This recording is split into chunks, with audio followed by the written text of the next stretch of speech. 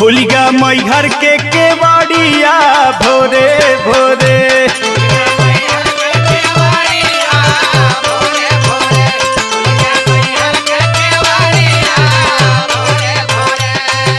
सूर सटी मोर मतवा तो से दोनों जोड़ी हथवा सथवा छोड़ी जिन महतारिया भोरे भोरे।